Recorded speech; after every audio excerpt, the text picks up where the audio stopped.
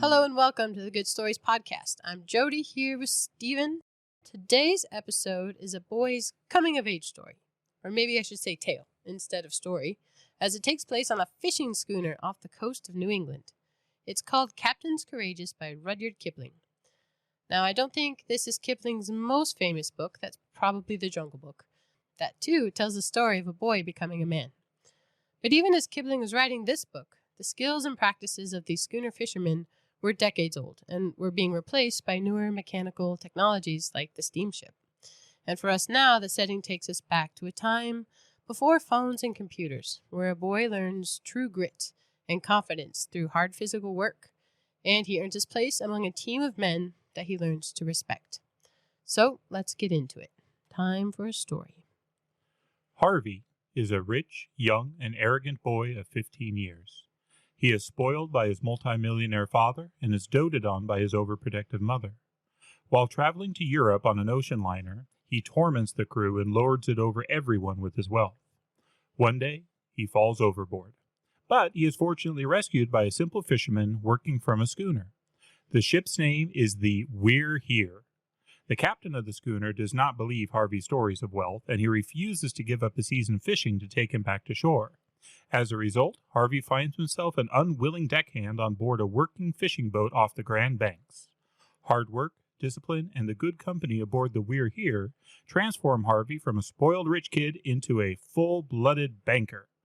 When he returns to shore and meets his parents, they are surprised to find a very different and much improved Harvey waiting for them.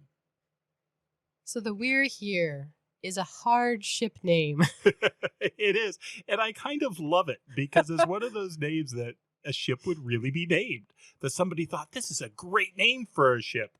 And then the more you try and say it, kind of the harder it is to stumble around the words. Yeah, We're here. I don't think they were thinking about the sound of it. Just, yep, we're here. Here we are. But that's the name of the boat. So, Kipling. What do you know about Kipling? Fascinating man. Born 1865, died 1936, just to give us the era, and really a prolific and incredible author for most of his life. He was well known as an author during the course of his life, did a lot of poetry and a lot of books. As you said, Jungle Book is probably his most famous work. He was born in India and considered himself an Anglo-Indian basically over the course of his life. But the man traveled everywhere. He spent time in India, spent time in England, spent time in America, which is when he wrote this book, actually married an American woman, and fascinating guy. He was the first English language author to win the Nobel Prize in literature, which is pretty cool. He knew everyone. I mean, he introduced himself to Mark Twain and all sorts of people like that. And then I did come across a piece of trivia of where his name came from. Do you know where Rudyard comes from? No. His parents, when they were courting, would hang out around the Rudyard Lake in England. And they liked the name so much, and that was part of it, that when he was born, they named him Rudyard. Joseph Rudyard Kipling. Yeah, not a first name, middle name. That is sweet, though. Yeah, I always think it's interesting to learn something about the author in these. I think everyone's heard of Rudyard Kipling for one reason or another. So the Jungle Book, I mean, it's really famous because of the Disney movie, right? For me, yes. Although I'm told it was actually huge as a book. Did you read it? Have you read it? I have never read it. I don't think I have. No. The thing I know from Kipling is one of his poems, because he did a lot of short stories and poems too. Boots. Mm-hmm. Do you know Boots? I do. Well, big fan of Jocko. Mm-hmm. So Jocko is this the first time we've mentioned Jocko on this podcast? Is it possible? I don't know. Wow. Jocko Willink. He's awesome. He's a Navy SEAL. He runs a podcast, the Jocko Podcast. And yeah, that's where I first came across Boots, was him reading that. Yeah, it is. It is good. It's intense. It's a reflection, I think, of infantrymen during one of the Boer Wars in Britain.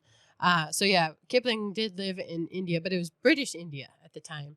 The boots slogging over Africa. I mean, it's got a definite rhythm and pace to it. So look up Boots or go listen to Jocko do it. It's very good.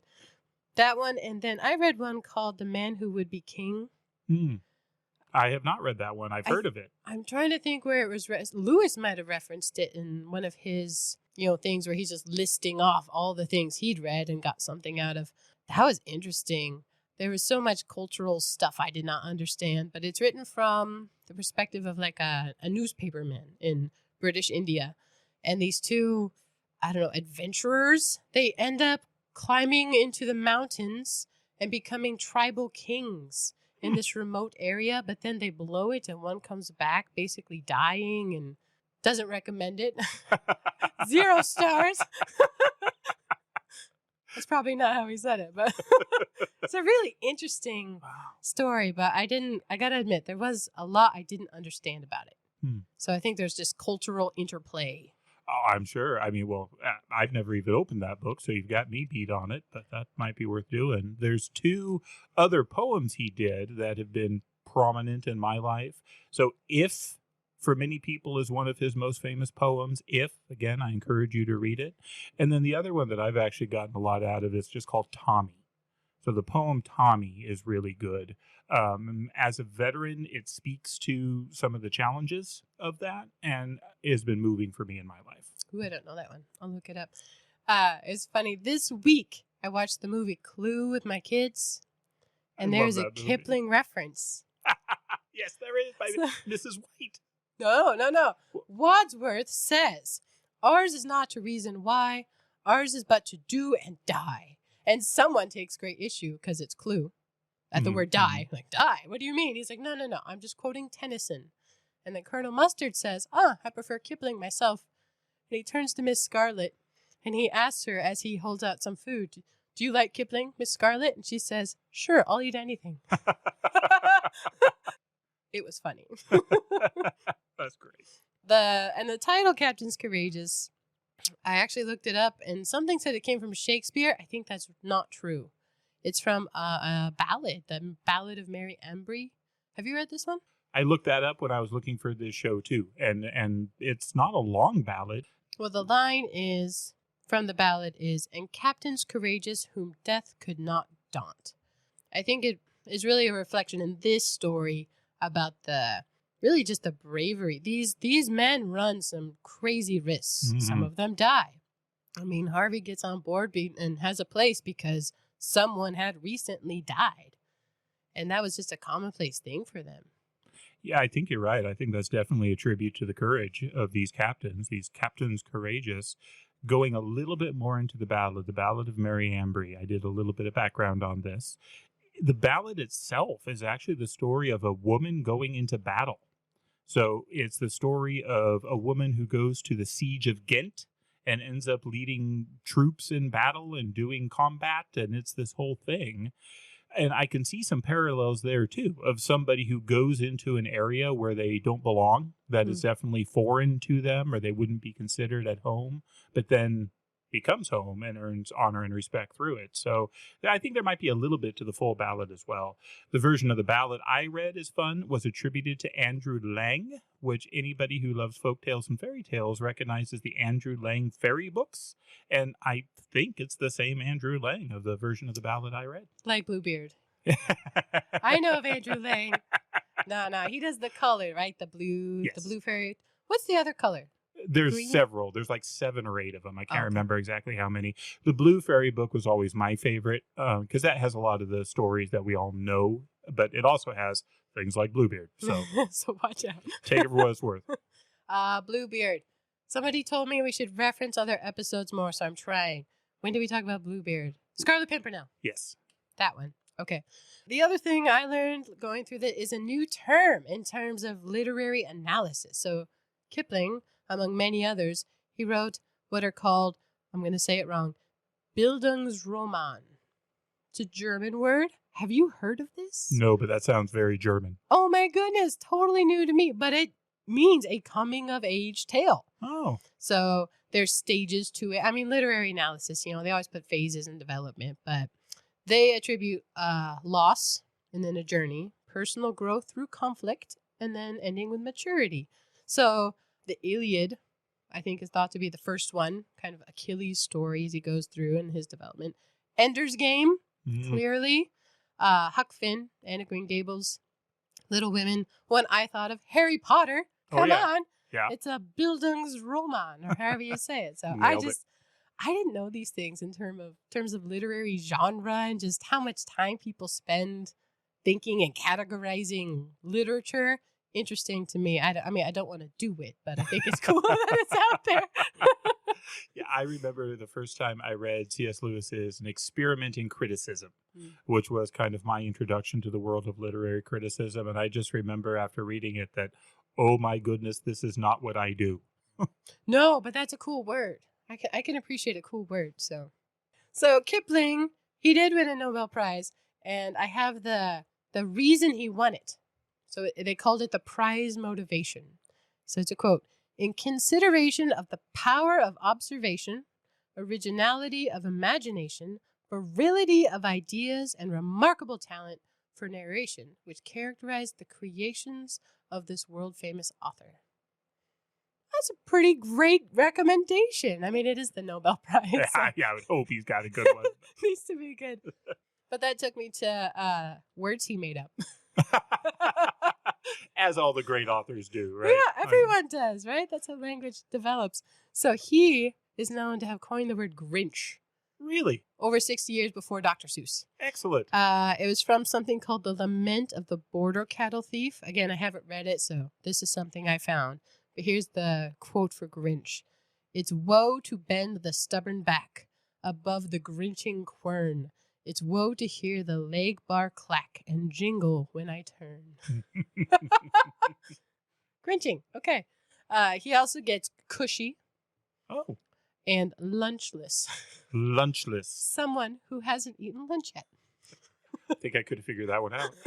It's exactly what you think. If I thought about it, yeah. Without lunch. Also, righto, which I just thought that was a British phrase. So I did too. That's attributed to Kipling? On this, I don't know. I'm a little skeptical on that one, but just a little bit more on Kipling because I really enjoyed long ago now. It's a series by Philip Pullman, but the first book's called The Golden Key. No, The Golden Compass. The first book's called The Golden Compass. Have you read that? I have not. Really good, but they go a little sideways. Worth reading, but not great theology, if that's how you get into it. What I know historically about The Golden Compass, I've heard it referenced, and essentially he just loathed C.S. Lewis. What? He detested Narnia and sad. wanted to try and produce something that spoke against C.S. Lewis and Narnia. So I can't see myself enjoying it very much. But well, now you wrecked it. I didn't know that. Gosh. I liked The Golden Compass at the time. It's been a while. But in it, it's a cool plot device. Children have what they call a daemon, where it's basically an animal. And then before you hit maturity, it changes all the time. So it can be a squirrel, and then it can be a bear. And when you hit maturity, it stays a specific animal. And it's part of the story. But Kipling used it in his autobiography, Something of Myself. He wrote, "When your daemon is in charge, do not try to think consciously. Drift, wait, and obey." That's not how Philip Pullman uses it, but just the spelling. But daemon also came up in the discarded image. Yeah, that seems very Socratic to me. So Socrates had his daemon who would forbid him from doing things, and he used it as a guide for life. And we talked a little bit about this in Wrinkle in Time when Calvin had this voice or this urging, and we referenced the idea of the daemon with that as well. Yeah, so Kipling had one too, and that was his writing mechanism and muse. Well, it served him well because I've enjoyed it. And reading through this one, that was one of the things that struck me about just how much fun I had reading it. I just enjoyed this story. If you can tolerate a lot of words you don't know. Oh, I can. Because all the ship terms and the different rope names, and I get very confused because they write in vernacular and the forecastle and I don't even know. I recognize some of the names, but I'm also pretty uncomfortable with just not knowing and saying, oh, that's a ship term and moving on. Like, I don't necessarily have to be able to visualize it to be able to enjoy it. You meant comfortable. I don't even remember what I said now, so I agree with you. Opposite. Very comfortable. Or terms you don't know. That's what I meant. That's what I got in Kipling. We can move on now. It's just fun to learn about them. These are just never things I would look up independent of doing this. So I think so too. I find it interesting. Now, There's all sorts of debate on whether it's worthwhile or not to learn about an author before reading the book. Many of my favorite authors actually argue passionately against it. C.S. Lewis and Tolkien, for example, thought it was silly to do that. They say the work needs to stand on its own feet, and to read in this other stuff brings stuff into it that doesn't necessarily need to be there to appreciate the work. They say you should take the work as a work, but whether you need to or not, I just find it interesting. Yeah, fun facts. For me, it's like trivia. They're all good. The book starts with people talking about Harvey. Harvey's 15 years old, and he is the son of an American railroad millionaire. And nobody likes Harvey. All the servants are talking about the fact that he's just basically an awful, terrible kid. They talk about the fact that he's smart, and they don't necessarily even think it's his fault that he's awful. His parents give him everything he could possibly want. He is the picture of a spoiled kid. And in fact, this trip to Europe that they're going on this massive ocean liner, is done at the request of Harvey's mother because they think it will be good for him because it's something that they think he needs or would benefit from. Harvey, though, is just terrible. He's the worst. Yeah, so on the ship, he's miserable to everyone around him. He is, and it's not even servants. It's other people on this liner. They've paid for passage, and they're stuck with this kid who's just spoiled and egotistical. And his dad's not there. He's very much a checked-out dad. So Harvey Cheyne Sr. is his dad. And he's not just a millionaire. He's a multi-millionaire at a time when $1 meant a lot. Mm-hmm. Like a lot more than it does now. This man is wealthy, like a tycoon. And then the mother, we get the distinct impression, because they're talking about Harvey. They're trying to avoid the kid, but he keeps popping up. They're trying to have like a chat and a smoke without him around. But the mom is present, but she's fragile. Very helicopter mom. She doesn't want him to overdo himself, overtax himself. When you use the term fainting couch, I remember when I discovered there was a piece of furniture called a fainting couch and wondered, why could this possibly exist? Harvey's mom, I think, is why the fainting couch exists. That's the impression I get. It's pretty funny to me, though, that from the beginning, a lot of these people are pushing back against Harvey, especially the people who are working on the ship, because Harvey thinks he knows everything. He talks about how he knows how this all works. I mean, he's just a snot the way he's going through it. And the first time we meet him, he comes out and he's smoking. He's smoking a cigarette. And he asks, does anybody have, a proper smoke? And this German guy hands him a stogie. Like, hands him something that would make just about anybody sick. He knows it, too. It was intentional. Indeed. Because Harvey has just been bragging about how he doesn't get sick on the ocean liner. No. And so he takes this and starts smoking it. And, well, obviously, Harvey starts to get sick. Well, he runs. Well, he can't be seen as being sick. That would be weakness. So he goes to hide. He goes to kind of run away from these people so that they don't watch him throw up. And this is where Harvey falls overboard, and it happens just that fast. I had to read that passage a few different times because it didn't seem obvious to me what had happened. Mm.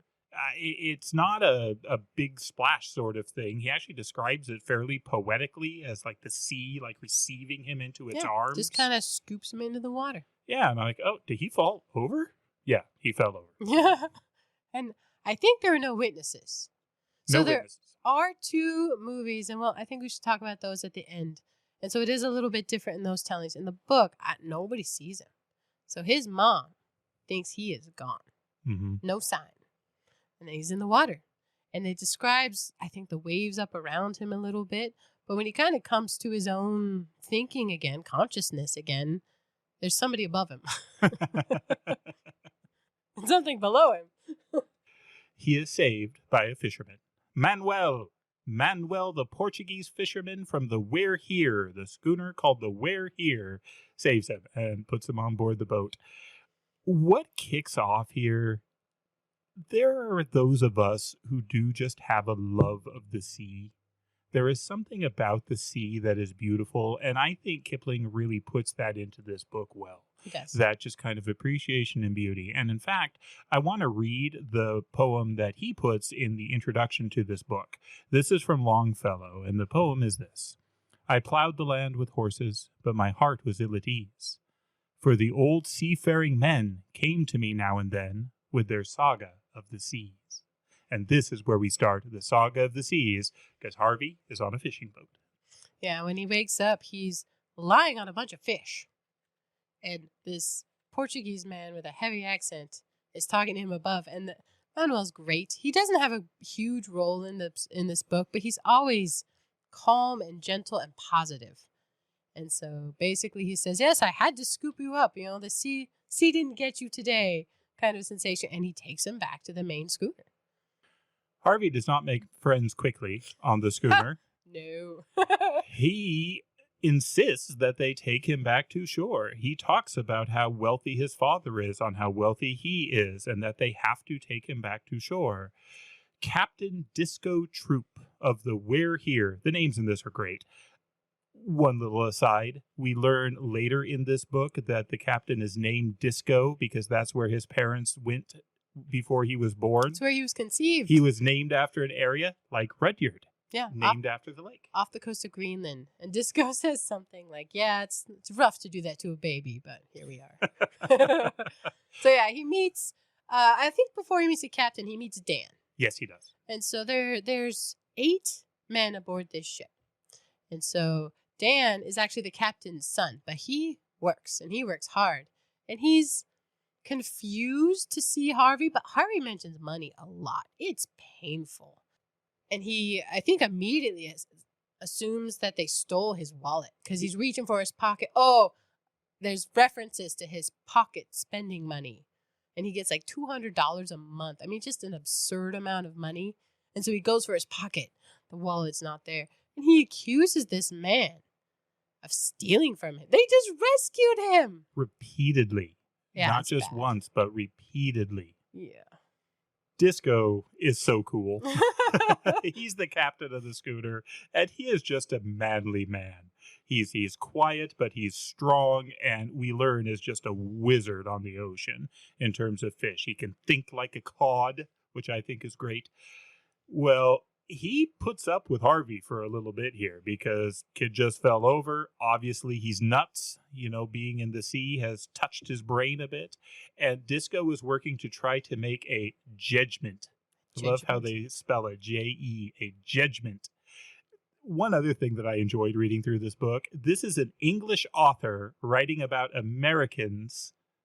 And so the way he writes the accents are kind of fun. I mean, because we do that if we, as Americans, if we're writing about like an Irish speaker or an English speaker, we'll adjust the spelling to reflect it. And we see this kind of from the other side in this book. But Disco believes strongly in his judgment, that the judgments he makes are right and true and honest. And he's worried because he doesn't like the kid. And he's worried that that's going to affect his judgment. And so he thinks for a while before he acts. Well, first he offers to pay him. He says, hey, you're here. We need somebody. Otto fell overboard a month ago. Yeah. Which is devastating. I should not laugh. But that just gets thrown out. That's the thing. Death does not daunt them. They're like, yeah, that happened, so we're shorthanded. And they're there to work. This is their livelihood. So he offers this kid money to work. He says, I'll give you, $10? Because it's got to be months. I mean, we start in June, and they're not going back to shore till probably September. Yeah, I have it written here. The quote he says is he'll give him 10.5 a month, say 35 at the end of the trip. And Harvey's like, no, you take me now. My dad could buy this boat 10 times over easy, you know. With my pocket money, I could almost buy this boat, something. It doesn't go well. Harvey does not represent himself well at all. But yeah, eventually Disco gets tired of him talking, and he hits him. Wallops him right in the nose. It works. Harvey's, I don't know. I mean, he is hurt, but he's more just stunned. Like someone laid a hand upon him. What? Who would do that? Who would do that? Disco do that. So, and he did. Dan, his son, thinks it's pretty funny. They're like, you shouldn't accuse him of stealing. What were you thinking? Saw that coming. Yeah, it was clear that this was not a surprise to Dan.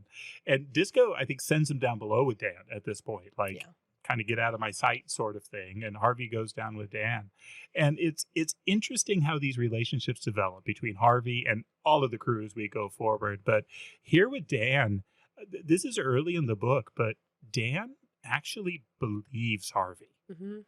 He's the only one who does. Everybody else, including Disco, thinks Harvey is just making this up and telling stories and probably a little touched in the head. But Dan realizes he's not letting go of this. He's serious. And so Dan believes him, but also says, hey, look, you got to tone this down. We're not going back. Dad's made a decision.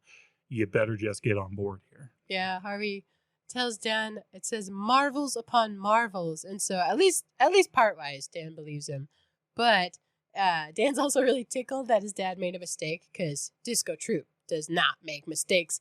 But the quote is, he's wrong in his judgments for once. So at some point, he's going to have a comeuppance. He's going to have a realization. But Harvey does realize, oh, I did something wrong.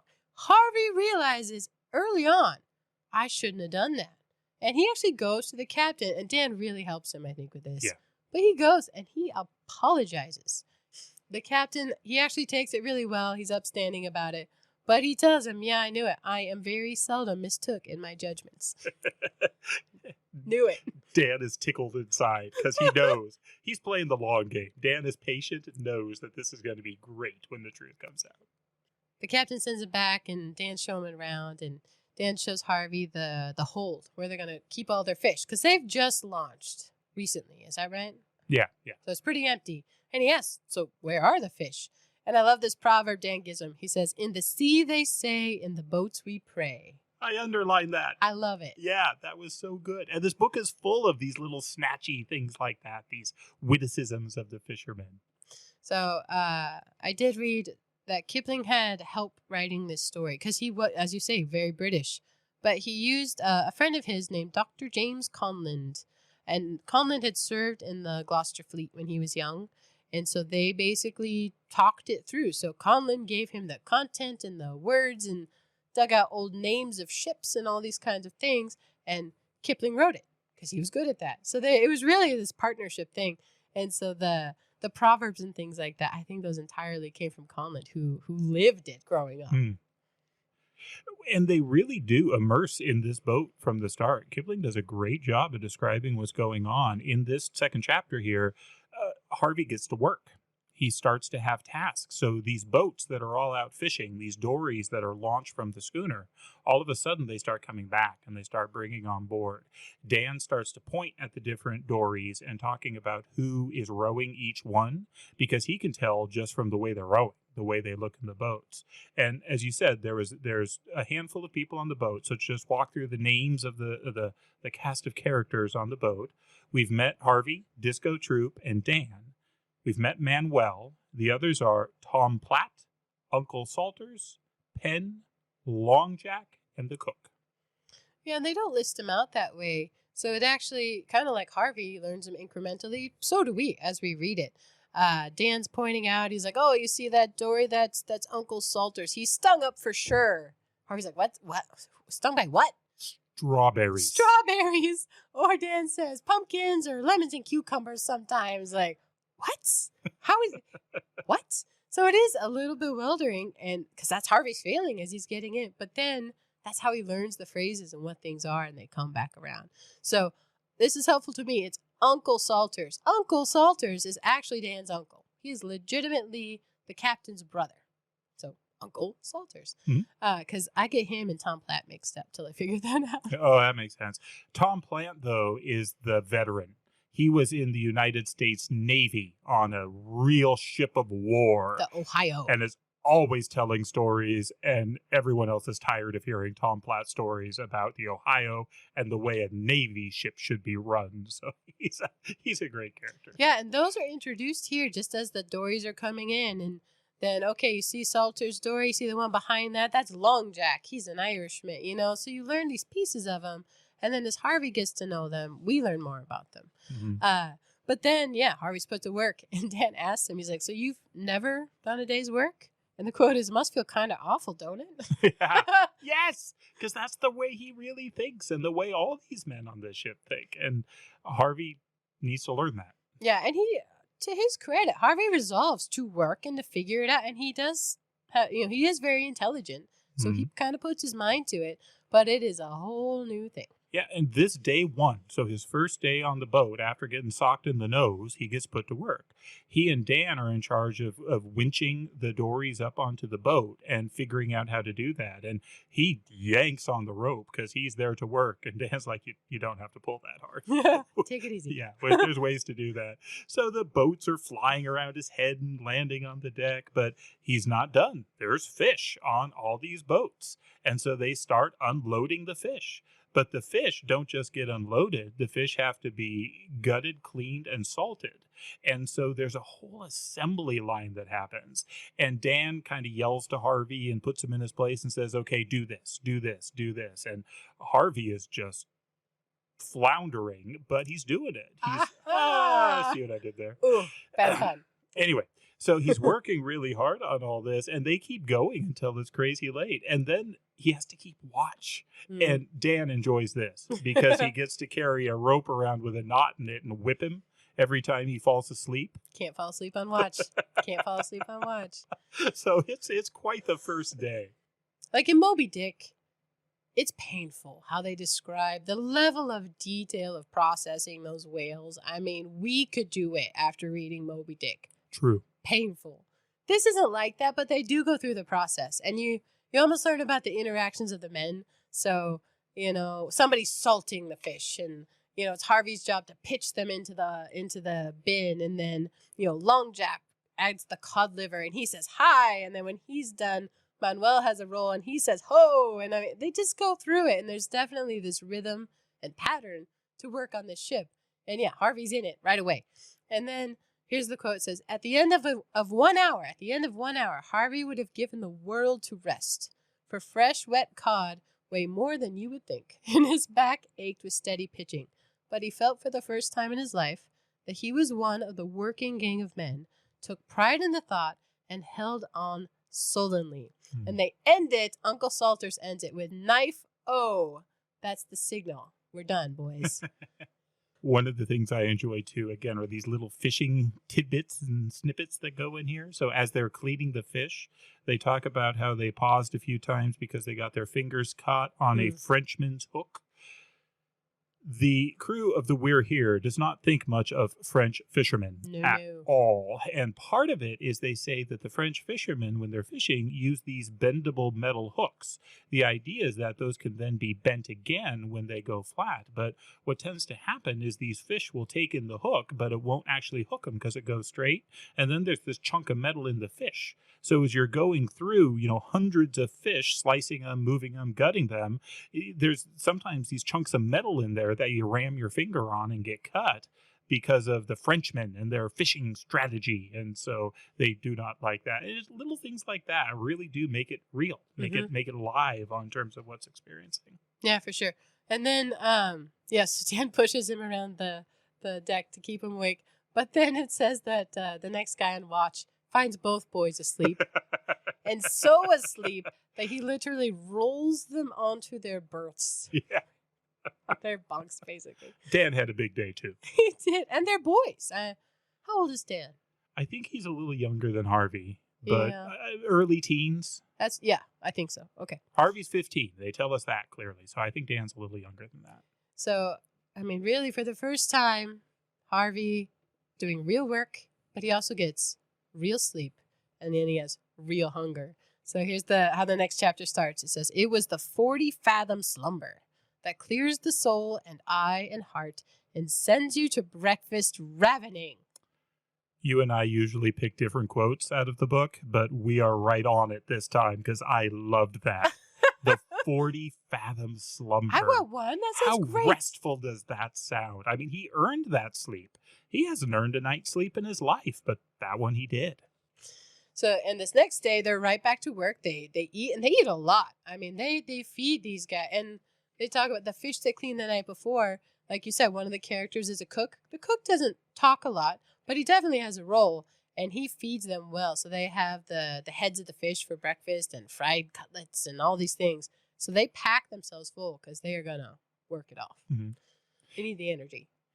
The way they eat has to be done in shifts because there's not enough room in the little galley for them to all eat at once. So there's a first half and a second half. So the senior fisherman, the captain and his brother and them eat first, and then Dan and Harvey and then Manuel, they eat second. They're the second half. That's right. Yeah. So they're the youth and beauty of the boat, as Dan says. That's right. And so the next day, they see Captain Troop on deck, and he's thinking. And Dan's telling Harvey about his dad. That's where he says he thinks like a cod. He knows what they're thinking. And it's interesting because the other boats follow them. They know that he's good in his judgments. Picks a location. It's really neat, though, how proud Dan is of his dad, though. Yes. He's clearly spent a lot of time with him. And this is a dichotomy we see between Harvey and his dad and Dan and his dad. And that comparison shows up throughout this book. Troop is hard on his son. Disco Troop is hard on his son, but loves him, is proud of him, and has given him what he has to give. What he has to give is this love of the sea, skill at the sea, these ways of working. He's given him his time. I mean, they spend months together out here on this boat in close quarters. Harvey's dad gives him $200 a month. And no time. And he's not proud of it. He doesn't know him at all. But that day, Harvey gets to go out in Dan's dory. Dan has his own dory, which means he got to name her. She is the Hattie S. The prettiest girl ever. She's not really into Dan, but she gets her name on his dory. Dan is very into Hattie S. To the point that I love that they use the word hooked for stealing things. They talk about hooking fried pies from the kitchen or things like that. Well, Dan admits he had to hook a lock of her hair, which he carries with him on the boat. So, and he says, doesn't he say at this point or later that pretty much any boat he ever gets is going to be the Hattie S? Oh, yeah. He's dreaming about the schooner he'll have one day. And he's like, yeah, I guess I'll have to name that Hattie S too. He's going to have a whole fleet. It's like the Jennies in Forrest Gump. That's what I was thinking, yeah. But they're catching fish already. And Dan hauls one in. He's like, Harvey, give the muckle. He's like, the what? But he figures it out by connotation. It's we call a bonker when we would go fishing. Mm-hmm. You know, you bunk out the fish. Harvey, too, gets to fish, and he gets a big one. Yeah. Those boys are working, and Dan knows it's a real thing.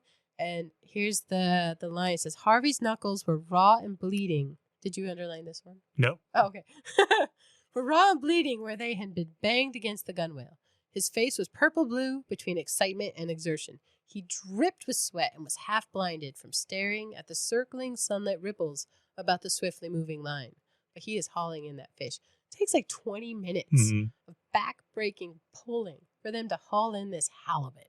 And he's so proud of it. It says unspeakable pride. And all the other fish are small. And Harvey, that new guy, got this huge one. Beginner luck. Totally. The one I underlined in this passage is as they're in the Hattie S, this is Harvey's first chance to row. Apparently he had done some rowing in lakes and things, but it's not the same as rowing on the ocean in one of these boats.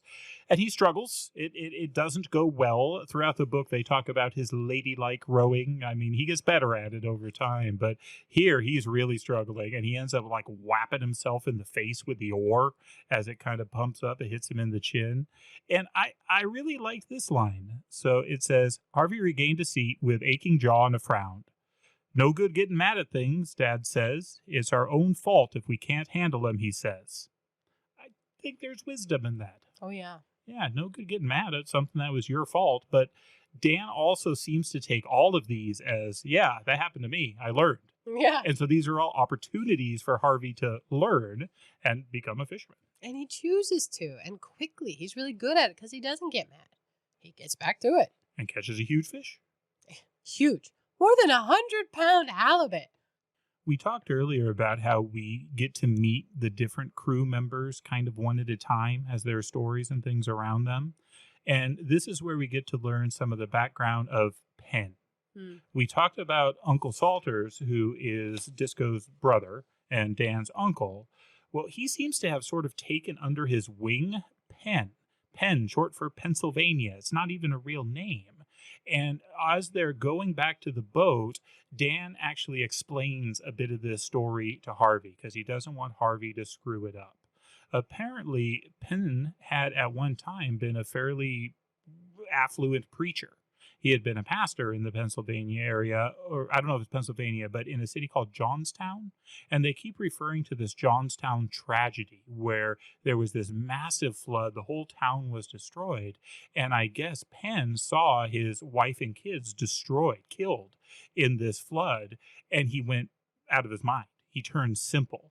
So he doesn't remember any of that. He doesn't remember his wife, his kids, that he did this tragedy. He's kind of this simple guy that's there fishing with them. He's not a very good fisherman, but he's enough that he can participate and contribute.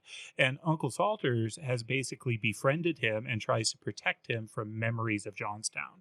And so the reason Dan talks to Harvey with this when they're out on the boat is he doesn't want Harvey mentioning anything or saying anything that's going to remind Penn about Johnstown, because they all kind of live in fear of him remembering and what that would do to him. Yeah, they take care of him in that way. And it's funny, he does fish, although it doesn't go well for him, but they mostly play checkers a lot. He and Uncle Salters. But he forgets his name because it's not even really his name. So he'll ask all the time, who am I? What? And like, you're Penn. That's your name. Or sometimes they forget what he's supposed to be called and they'll just make something up. Mostly he's Penn. There's several names, yeah. But he's got this tragic backstory. And I don't know if it's here. It might be a little bit later. But he's looking at Harvey because he, at some point, he reads a lot. But he has these kind of semi-lucid moments. He's looking at Harvey and thinking about how sad his mom must be. Yeah. Because she must think he's dead. They're afraid when he makes comments like that because it's down the path towards his own story and they're trying to protect him from it. But yeah, they head back to the ship from there. The boats we mentioned, they follow Captain Troop around. And so I like the names of them, though. It's funny how many of them are women. So they all look alike to Harvey. Because Stan's like, oh, look over there's the Hope of Prague. He's like, which one's? I can't tell. But there's the Hope of Prague, the Day's Eye, Margie Smith, Rose, Edith Whalen, Abby Deering, and Carrie Pittman are just the ones listed here. And I've always loved that boats have names. You know, you go to Marina and you look around. That's my favorite part, is just reading the names. Because I don't know a lot about boats, but what would you name a dory? Oh my, that's a good question. Put on the spot here. Right now, if I had to name a dory, I think I would name it the Merwin. Oh, I love it. Hey. Throw back to old roots there. Not Swift? No. I have never been Swift. Well, you worked on Swift. Yeah, I did. So, back in my sailor days. Merwin is a lake. Yeah. In southwest Washington. Beautiful. But, Troop finally figures out where they're going to go, and he uses this line. He says, we'll leave them to bait big and catch small, meaning the we're here is heading out, and they're going to disappear in a fog bank. Crazy fog banks where the fog comes. How do they know where they're going? And the use of bells, it's so scary to me. And Disco knew this fog was coming. Everyone else is looking around, and it's just a clear, beautiful day and sky. But Disco's like, just wait. We'll go out in the fog. What fog? Oh. There's the fog. There's the fog. Yeah, he knows. And then Long Jack, the Irishman, he decides to take a hand in educating Harvey. So he literally shows him the ropes. Because the boat is just going at this point. There's really nothing for the fishermen to do. And Dan talks about how, oh, this is great. This is when we get a break, when we're just traveling. And Long Jack says, no. For a new sailor, there are no breaks on a boat. This is where we learn. And then Long Jack and Tom Platt both he put it through the paces. And they've got different styles. Yeah, so Long Jack, because he's quizzing Harvey on the names of the ropes and like, touch the one I say, if I say the mainsail rope or whatever, touch that one. Or how would you, what would you do if you were changing some kind of sail? I mean, they expect a lot from him in 2 days on this ship. Yeah. But he says, there's good and just reason for every rope aboard, or else it would be overboard. So there's nothing there for no reason. And then Tom Platt, this is where he jumps in with the Navy education. He says, when you own a boat, you can walk. Till then, take orders at a run. Oh, boy. I remember from my Navy days, that was a thing. I remember trying to walk somewhere once, and no, you just don't walk. You run. Tom Platt, he could have told you. Yes. His descendant, I'm sure, did. One of the coolest things about this, though, really is how fast Harvey learns, though. We are already miles away from that infuriating little kid on the liner. He's working hard, he's learning, he's just doing it. Now, granted, he doesn't really have a choice, but he's thrown himself at this, and it's admirable. And he's good at it. He's a smart guy. So while they're traveling to their new spot, I think it's foggy still, but they get the fish from the boat. So they don't have the dories out, but they're actually fishing from the boat. And it's a little sneaky. Penn and Uncle Salters are downstairs playing checkers. They don't bother telling them. They're like, oh, they'll clean up later. Because they didn't do their part.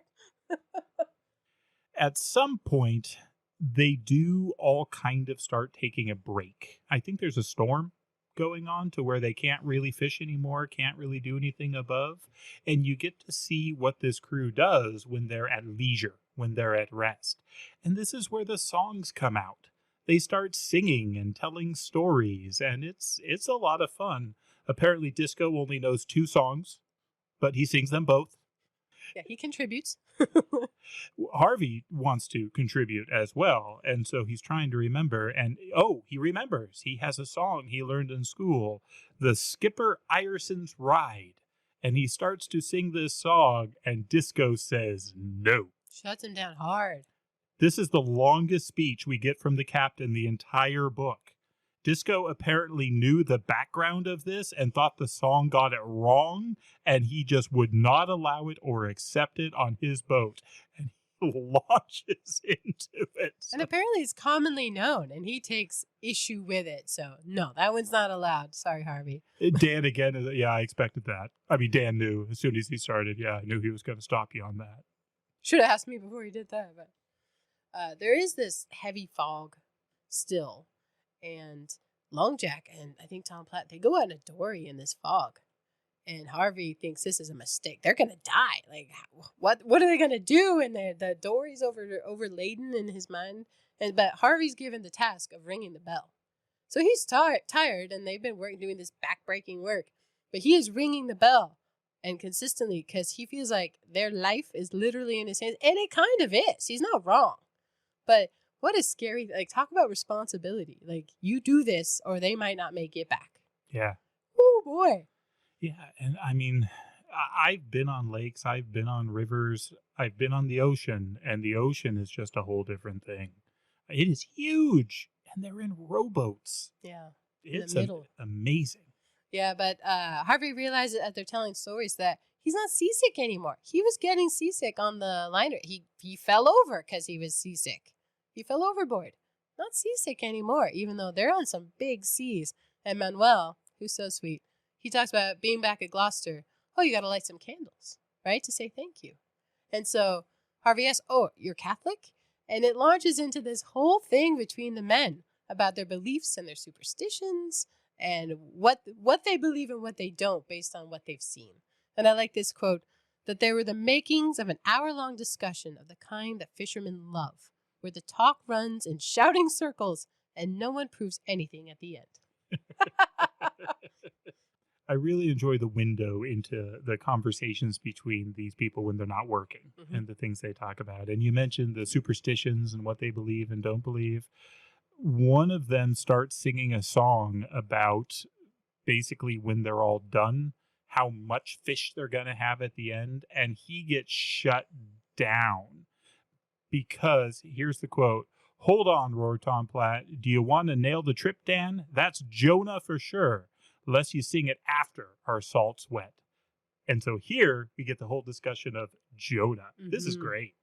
Yeah, and they talk about Jonahs are anything that spoils luck. So it can be an item, it can be a boat, it can be a knife, it can also be a person. Or here, Dan says, no, it's a specific verse of the song. So it's not a Jonah because he wasn't going to sing that one. But they're not superstitious. But they believe it big time. I know, they just say that. Like, I'm not superstitious. I'm Catholic, but man, talk about a specific person being a Jonah. Initially, I think one of them says that Harvey might be a Jonah, right? He fell off this liner. I mean, is he bad luck? But instead, he kind of, at some point, they say he becomes kind of a mascot. And catching the big halibut on day one. That helps. That really helped because everybody else didn't, and he did. But it's really fickle, actually. What counts as a Jonah or not? So it turns out he got pretty lucky. Very much so. This is also where we start to get some of the interaction with the cook. The cook is a really interesting guy. He's a black Gaelic-speaking man from the islands, and he's a great cook. Everyone loves him, but as you said earlier, he doesn't talk much. But when he does talk, it can be kind of weird. He's prophetic. He's got second sight. Yeah. And here, after they're talking about Jonah's and talking about it, he's looking at Harvey and looking at Dan and going back and forth between them. And Dan is saying, what are you doing? And the cook says, "Master," said the cook, pointing to Harvey. "Man," and he pointed to Dan. This comes up later as well. But this is where we see the cook first utter a prophecy. Yeah, and they ask him, well, how do you know? And he says, it's in my head where I can see. I don't know how, but so it will be. That someday Harvey will be Dan's master. Because right now, Dan still knows so much more than him. And he's done this from such an earlier age. And he's been there long. He knows the ropes. Harvey's still learning the ropes. Mm-hmm. And he started late. He's already 15. For them, that's late. But at some point, the cook says, no, that guy's going to be the master. Harvey's going to be the master, which is interesting. So I think it's after this storm or somehow they're up on deck again. So they're past telling stories. But somebody thinks they see a sail in the distance. And turns out it comes up on them. And they say, clearly it's somebody they all know, Uncle Abishai. And I thought that was the name of the boat. Oh, maybe it is. Uncle Abishai, I think, is the name of the ship. And yeah, they all know it, and they do not think much of this boat. No, they said it could be the Flying Dutchman, and it's, I don't know how old that reference is, the Flying Dutchman, but clearly it's a thing here. It's basically the death boat, but they're sailing unsafe. They don't say it in those words. They say it in their salty seaman vernacular that I don't know, but basically they're drunk. And the sails aren't safe. They're overloaded or loaded incorrectly. And everybody on the weir here knows that it's unsafe. But what are they going to do? Yeah, they can see it. They can see it in the way the boards are looking on the ship. They know something bad is about to happen. Yeah. And so this boat goes past them. And you get the sense it's not far from the weir here. When it goes down, they hear it go down into the ocean. And the captain says, drunk or sober, we've got to help them. Whether they know what they're doing or not, whether we've got to help. And so they go over at their own risk to try to help. And they're already down. All hands lost. The boat is gone. And the captain tells Harvey something I think is really interesting. He says, we go mighty quick hereabouts when we do go. You think on that for a spell, young fella. That was liquor. Those guys were drunk. That didn't have to happen. I mean, if you think about a lesson for a young kid, to see that happen, where there was a boat with people on it, and then it was gone just like that. He says that was liquor. Yeah, that's a strong lesson. When we first meet Disco in the first chapter, alcohol gets mentioned in some way by Harvey, and Dan says, don't you mention that around Dad. He's set against it. And, well, we can see here why. Yeah, it's sad. In chapter 5... Harvey continues to learn, and he continues to work with Dan. Dan starts talking to Harvey. They're friends at this point, which means that they share stories, they talk to each other. It also means they start fighting, which is pretty great. Dan always wins. Yeah. But Dan has plans. He's looking at these other boats and things that they pass, and he's talking about how, with all the respect he has for his father, who's brilliant, he's pretty old-fashioned. He makes it work, but there's all these new boats, new hull designs, new things. And he talks through, if he were in charge someday, if he had the money, how would he do it? And it's fun to see his dreams start to come out and what he's looking at and thinking. This is also where we are introduced to gurry sores. I had never heard of these before.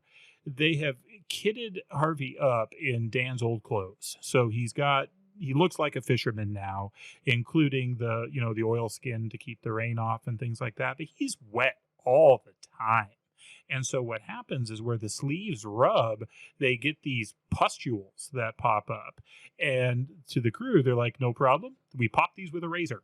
And they do. They just open them up, and They they call drain them gurry sores.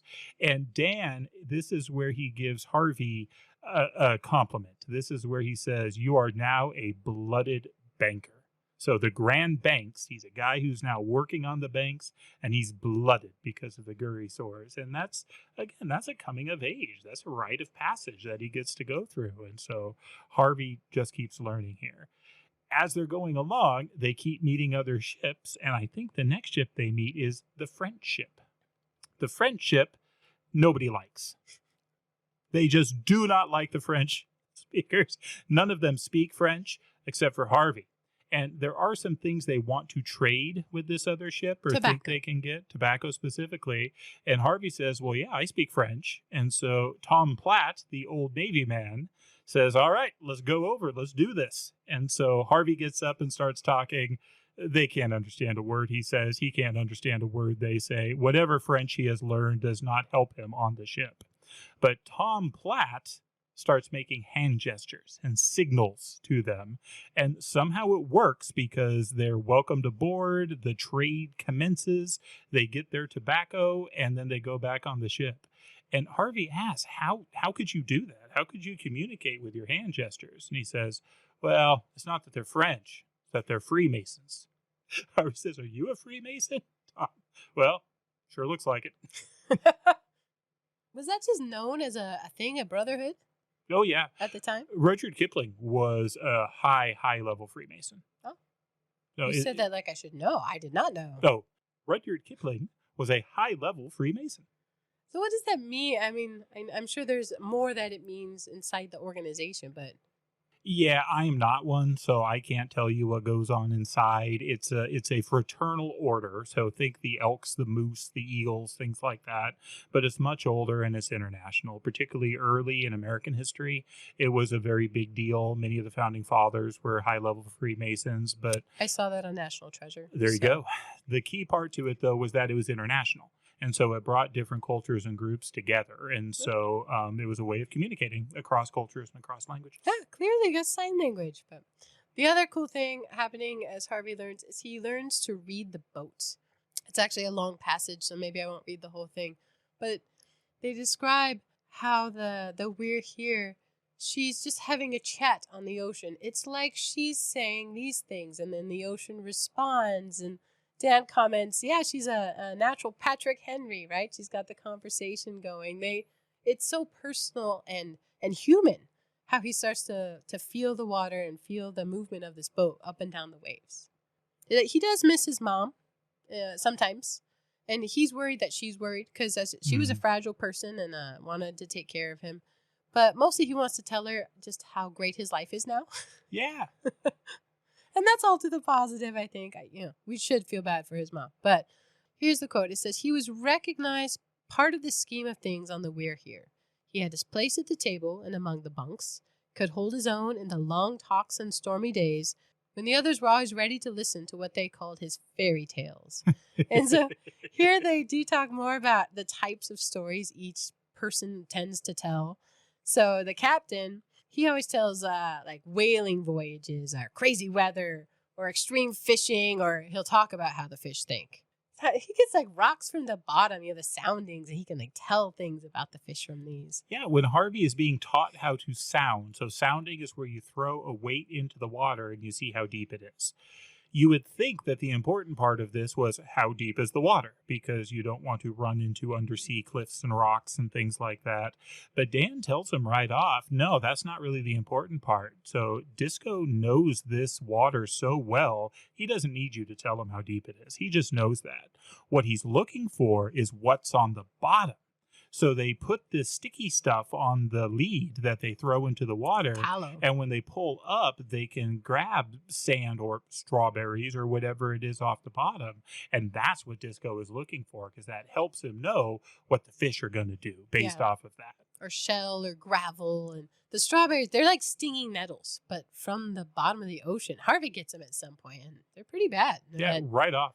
Dan says, don't touch anything but a fish without a glove. Seems like good advice. Thanks, Dan.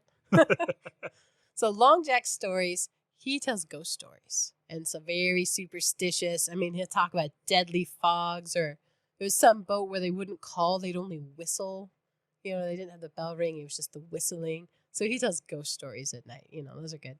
And then Tom Platt, the Navyman, he talks about his epic trip around the Horn, right? And like Navy floggings and blockades and battles. I mean, they're very consistent, and they learn so much about each other in these stories. Manuel, he says he's always slow and gentle. He's always talking about pretty girls or dances or fights he's been in, And Uncle Salters, interestingly enough, he's not much of a fisherman from his stories. He is a farmer. He is into agriculture and manure. He's got theories. He's got plans. He loves farming. It says clovers and phosphates of any kind. What are the phosphates for? Just treating dirt? Fertilizer. Okay. He also, we learned, he reads Josephus extensively and to the group. You want to talk about Josephus? I would love to talk about Josephus. Flavius Josephus was a first century Jew. Most people have heard about Masada. Masada was a fortress that the Romans took over from the Jews in the first century, where they all committed suicide at the end rather than being captured. It's still a national monument in Israel. Well, Josephus did a similar sort of thing a few decades earlier. He was one of the generals in command of this group, and they all made a similar pact. He didn't go through with it. He survived, and that's kind of gutless. And then he was actually adopted into the family of the Flavians. So the Flavians later came to power. They became the emperors. And so Josephus then spent his life writing. He wrote a book on the antiquities of the Jews, and he wrote a book called The Jewish Wars. And he had multiple purposes, we think, for writing these. One of them was to talk about his people that he was now an outcast of, because he had kind of turned on them. And then the other one was obviously as a panegyric to the emperor who had adopted him. And so most of the history that we have, well, maybe that's too strong a word, a lot of the history that we have of the first century, so we're talking the time of Christ, that's not in the Bible, comes from the writings of Josephus. You get mention of different groups of Jews around the Second Temple period at that time. You get mention of things like the brother of Jesus, and there is a highly debated passage where Jesus himself gets mentioned, but it's a fascinating historical survey. So we learn a lot about Roman history, a lot about Jewish history, and a lot about the interaction between the two. This is where we get a lot of stories about Herod. This is how we know things about Herod the Great and his family. So in terms of archaeological worth and historical worth, it's really hard to beat Josephus in terms of what all is in there, if you want to know about particularly Palestine in the first century. It's funny that he has Josephus, but not the Bible. Well. It seems easier to come by the Bible. But what word did you use? Panegyric? Panegyric. What does it mean? Panegyric is an ode. It's a you are great in every way poem, usually to a public figure. They were originally started in the days of the Greek Olympics way back, where poets would write panegyrics to the victorious athletes. They would usually pay them to write these, and they're ridiculous. I mean, it's all that is, great about it. But later it became used for a term that just talks about how great any public figure or famous person is. So yeah, Uncle Salters, he likes to read Josephus all the time. And Penn, we talked about, he's very quiet, but he can preach. So every now and then he kind of pops up with something unexpected. And the cook doesn't really tell stories. Sometimes with the boys, he gets along with the boys. They steal his fried pies. They got a relationship there. But when he does tell the boys stories, he tells them that when he dies, he believes his soul will go lie down on a warm white beach under palm trees, which is beautiful. And the boys wonder why, because has he ever seen a palm tree? But this is where he believes he's going. And then Harvey also tells stories, his fairy tales. They're his life, but he says them like they're made up about this other boy, because they're just so far-fetched to these men. It's just completely otherworldly to them. But these are the stories he tells. And he's good at it. He can yarn. And early on, he realizes just best if he makes this up about another boy. So Disco thinks he's cured him of his madness because he's not claiming this for himself anymore. Yeah, that goes better for him. It says, here's a quote, "Boy-like, Harvey imitated all the men by turns until he had combined Disco's peculiar stoop at the wheel, Long Jack's swinging overhand when the lines were hauled, Manuel's round-shouldered but effective stroke in the dory, and Tom Platt's generous Ohio stride along the deck." He's just sponging from these men. He's learning about them and learning to love them and respect them, and he's doing a good job of it. It doesn't say what kind of stories Dan tells. He does sing. You know, Dan sings. He's got an accordion, I think. I don't know what stories he tells. Yeah, I don't know either, come to think about it. A lot of the adventures that happen in this book are the interactions between the We're Here and other ships. And the next ship that shows up really annoys Disco because it's a cattle ship and they don't know what they're doing. They don't know where they are. They seem to be just floundering around, and Disco thinks this is just unprofessional. He can't understand why they don't know where they are the way he does. They're asking him for latitude and longitude coordinates. They say, well, we haven't been able to take a sighting because of the fog or because of the weather. And he says, well, I couldn't either, but I know where I'm at. And he is about to lecture them. But it's a cattle boat. And as we recall, Uncle Salters is fond of farming and cattle. And so he all of a sudden starts piping up, asking questions about how they're feeding the cattle and sharing his theories about what should be done to keep them healthy on the boat. This just breaks Disco. He feels like he loses all his authority. And so he just gives them the coordinates and the cattle boat goes off. The cattle boat, they drop like newspapers off for them and some things like that. But there's this whole discussion between Salters and Disco about who was in the wrong on this, and the crew, they just want this to end because they don't feel like this conversation is ever gonna end.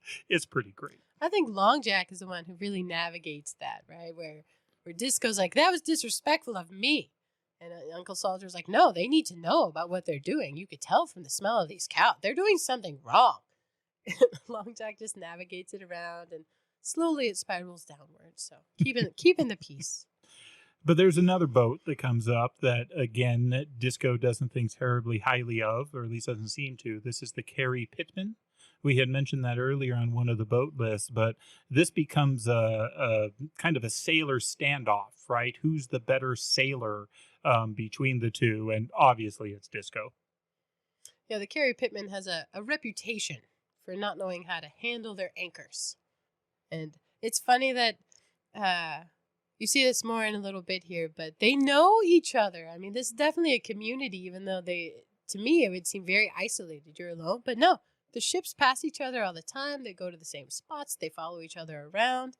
Definitely know each other. They're frenemies, friends, enemies. Like, they scrouge Captain Troop, right? They're always spying on him. They scrouge down on him, or however Dan calls it. They're just watching what he's doing because he's the one who thinks like a fish. Yeah, he's that good. And they're a community. They're all out there trying to make a living, trying to fish, trying to do what they do. And they're not alone on the ocean, though, because there's these other boats. I mean, the cattle boat's a good example of that. That's not part of the community. That's not a fisherman. He's somebody who's transporting cattle and is just getting in the way of the work they're trying to do. And even more concerningly is one of the next boats they run across, which is an ocean liner. So the ocean liner is something that we've seen already, because that's what Harvey fell off. This giant monstrosity in the ocean that is going across it and doesn't seem to really care about any of the other little boats or the other things around. And they go fast. Yeah, and we had talked earlier about the way Harvey was ringing that bell like mad to try and save the other two. I mean, there's this communication that has to happen on the water. The liner does not really care about communication. They'll blow their horns, but essentially everyone is expected to move from them. Well, these are boats of sail. How fast can you really move out of the way of a liner that's just cruising through, especially if you can't see anything in the fog? And so what we have next is a liner driving by, and we have another tragedy. The liner cuts through another schooner. It just destroys it. Not everybody died. They pick up a man, the captain. And he, in essence, says, why did you pick me up? I wanted to die. I wouldn't have had to tell my wife because his son was on board too. And just the burden of having to tell his wife that their son had died. I mean, can you imagine that? It's heartbreaking. Yeah. This scene is, I think, one of the most powerful in the book, though, because all along, Penn has been this very quiet figure. He plays checkers, but he doesn't even remember his own name or who he is because he had this tragedy and he's got this wall behind the tragedy. He remembers who he is now, and he steps up, and he's not Penn anymore. He is now the pastor that he used to be, Jacob Bowler. And he says, "Let me take him below." He steps up to minister to this man who has just lost his son, his livelihood, all his friends on the boat. And everybody is terrified because obviously Penn remembers now. He remembers his own tragedy, but this Penn just steps up. He's like, "No, I'm going to do this." And then Penn gives a prophecy where he says, "I have been through this. I have lost my family. I have lost these things. I didn't pray hard enough, but I will pray for this man, and I will pray for his son, and his son will be found." This is a ridiculous statement because all hands are lost on this boat. But he comforts this man, and he really steps up here. And then it's not long after that they run into another one of the boats, the Carrie Pittman, the one that had so much trouble with the anchors. They have found the captain's son. So Penn is right. The son is saved. And it turns out on the Carrie Pittman, there's actually a relative of this captain. So the captain goes over to be with his son, and the Carrie Pittman takes him his way. I love this for so many reasons. I love the character of Penn. I love how he goes into his own past and darkness to help this other person. I love how the Carrie Pittman that they just had this spat and competition with, they're now working together to save and help this family. And then the other thing I love is Penn in this moment of lucidity says, "Well, somebody must be taking care of me." And everyone points to Uncle Salters. And so Penn realizes what he's done for him. But then the veil drops again. And he's not this pastor anymore. He's just Penn again. And they go to play checkers. It is poignant and devastating. The thing I really took from it is Penn isn't surprised at all when the son shows up on the other boat because he prayed for it. He knew it. He was fully confident. I mean, it was prophetic in that way. And strange things happen on these ships and with these people. It is interesting the faith and the superstition that they all carry. But yeah, Penn, it's an interesting transition because he goes from being Joseph Bowler, Jacob Bowler, back to Penn, like inside of a paragraph.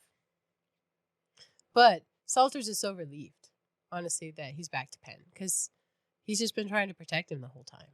And they all are. I mean, the amount they all care for each other. I mean, between all the teasing and jokes and arguments, they love each other, and it comes out very clearly. They've been talking this whole time about the season kind of ends once they get to Virgin Rock. It's this thing, it's the end of season. Everybody goes to Virgin Rock at the same time. There's clearly a time and a season for it. So you can't be there all the time. There's a run when they get there. And so Disco tells Harvey, "We're coming up on the town because every boat that's out on that ocean fishing is at Virgin Rock at the same time. And it is crowded." They are done on the water as soon as their hold is full. They talk about their salt being wet. So the salt is what they use to preserve the fish. And so when all the salt is wet, that means their hold is full up. And so all these boats stay out there until they're full, and then they go back and sell their haul. Everyone fills up here at the Grand Banks, here at Virgin Rock. There's so many fish with this run that everybody is going to fill up. But the question is, who's going to do it first? And the people who have been successful fishing these other waters that are closer to full already are going to fill up faster here. And this is the town where everybody is gathered, and they just know everyone. They're all singing jibes at each other. I mean, every single boat, because it is a community. It says every schooner and nearly every man got it in turn. So Disco's infallible judgments, Long Jack's market boat that he had sold years ago, Dan's sweetheart, Hattie S., Penn's bad luck with dory anchors, Salter's views on manure, Manuel's little slips from virtue ashore, and even Harvey's ladylike handling of the oar, all were laid before the public. These boats and these men, they just sing across to each other.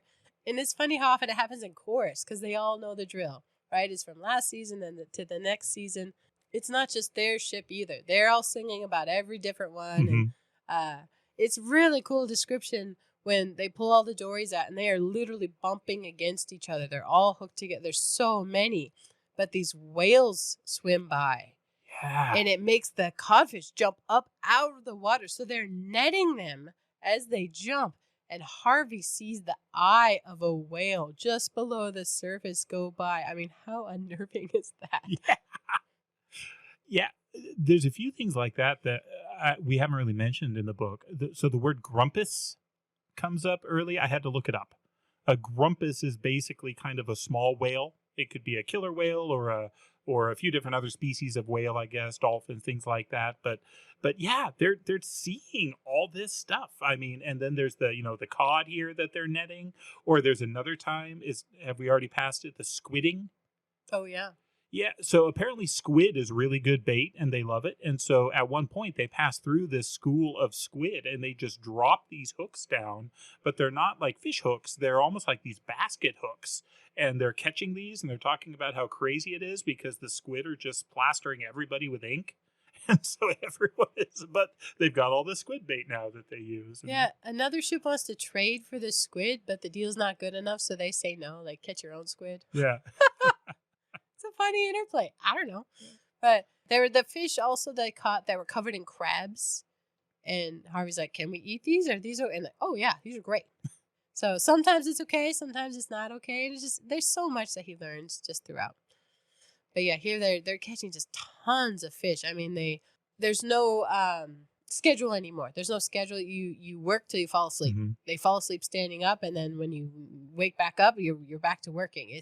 There's no break because they are just all hands all the time on all those boats. This is also a really dangerous chunk of water, though. I mean, we mentioned the rock. It's a rock, and there's all sorts of kind of tides and shifts and pulls and suction around it. And they talk about how sometimes some boats don't really know what they're doing with it. I mean, Long Jack ends up cutting somebody's cable to save them because they're up in this dangerous spot by the It seemed to me like they were showing off. This one dory decides to go out towards the rock. And at times, I mean, it's in the middle of the ocean, but there are times when it crashes and you can see the top of it. It basically sucks down into this pool and then crashes up white. So you can die. And so they were trying to time it, right? Play this game. And Long Jack says no, and he basically cuts it, gets them out of there, or they would have died, been pulled against this rock. So it's still dangerous for sure. But this huge storm rolls in. But this is the time when they're supposed to be fishing, and Disco says, nope, not us. We're not taking risks like that. But some of the boats do, and it's bad. A lot of people are in danger.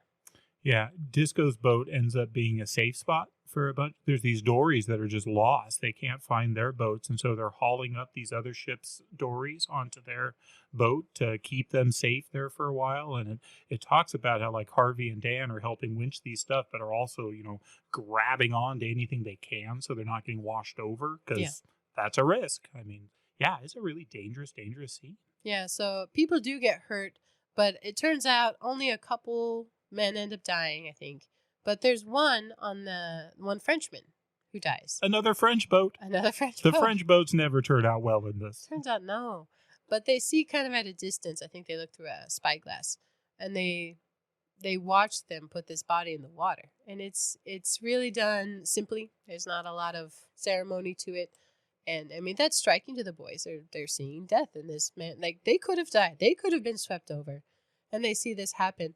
But after this man dies, the French ship, they sell off his goods. And as you say, a lot of them are superstitious. So a lot of men, they don't want any part of that, right? That's Jonah enough. Bad luck enough. But Dan, he's a little more pragmatic. He doesn't believe in that. So he gets on board. He's not Catholic. So it's the benefit of being in a progressive religious upbringing. So he buys the guy's knife. It's a pocket knife, and it seems pretty cool. And Harvey's a little jealous. He offers to buy it from him, even though he doesn't have any money yet. He says, hey, I'll give you, $2? which is a lot. Apparently, it was like a 30-cent knife, but he really wanted it. Well, and he got it cheap because no one else would touch it, because apparently there was this superstition that it was tied to that dead man in some way. And so that was how he got it so cheap. Yeah, bad luck. But the boys are buying into that. And it's a sweet interaction from the boys, between the boys, because they're friends now. And Harvey's like, yeah, I'll buy it from you. And Dan's like, actually, I got it to give it to you, like as a gift. So here you go. And it's a touching moment. You know, Harvey, he's not really had a friend before this, I don't think. So no, he's never had a friend. Nobody wants him around. And he's got a real friend now. So he gets this gift from this friend, and it's wonderful. But they are fishing. And Harvey hooks a big one. And they put on, like, what do they call, belts or something, so you can't get pulled in. Like, it is a big weight that they are pulling up. Yeah, Harvey's had luck with this. He has been catching big fish since his first day. He's kind of the anti-Jonah. I mean, good luck seems to come with him, and so this is a big one. He didn't want help with that first fish, but he needs help with this one. He pulls and pulls and pulls, and let me just read it, because Dan is helping here. It says, "Prize, oh, haul," shouted Dan, but the shout ended in a shrill double shriek of horror, for out of the sea came the body of the dead Frenchman, buried 2 days before. That is so messed up. When I read that, I laughed in that uncomfortable, like, oh my goodness, sort of laugh thing. Like, I did not see that coming. Yes, it's very spectral, and they say he doesn't have a face. It's gross. And they immediately go to the pocket knife. He is there for his knife. Yeah, he came for it. He is coming for his knife. Yeah, Harvey's like, I don't want it. I don't want it. So he's trying to get this knife off his belt as fast as he can. I mean, it's pretty bad. So they do. They throw the body over. They throw the knife over. They throw the sheath over. And then Harvey starts throwing his fish over. Because, well, I'm not having anything to do with this. So It's even tainted. the stuffy fish, right? This could be bad luck. And at first, Dan kind of is like, really? You're getting rid of the fish? I think. Oh, okay. And he starts doing it too. And they're so scared that they just want to get back to the ship. It turns out they weren't really supposed to be out there. So they know they're going to get like whipped when they get back to the ship. But they're almost excited to get back to the ship. Please do that. Like the cook comes again. They're stuck in the fog. So the cook comes to get them and helps them out, brings them back. And the cook's really good to them in this situation. He basically relays to the crew what happened with this dead body and how freaked out these boys are. So instead of getting whipped when they get back, the crew actually kind of takes care of them because they have a heart and understanding for some of this superstitious stuff. I mean, it's in their bones. Deep. Well, as we said, Disco is an expert fisherman. The hold was already almost full, it sounds like, by the time they even got there. And it doesn't take too long before all the salt is wet. And it's time for the We're Here to go back to port. And they are first done. It's kind of a humble brag where they navigate the ship between all the other ships to pick up the mail to take back because they're done first. We're doing this for you. But then this next section is interesting because this whole time that Harvey's been with them, months now, they've been fishing, right? They go from spot to spot. Here they're not going spot to spot. They are making way back to the mainland, back to Gloucester. And so now they're at speed. They are going. And this is new to him. Mm-hmm. It's talking about just how it looks different and the how the boat moves through the water and the wind and the waves. And I like this quote. It says, "The dullest of folk cannot see this kind of thing hour after hour through long days without noticing it." And Harvey, being anything but dull, began to comprehend and enjoy the dry chorus of wave tops turning over with a sound of incessant tearing. He's just enjoying the experience. Even the boys get to steer at some point, and this is top notch, just the best experience. They are making way. Yeah. And they get back to shore.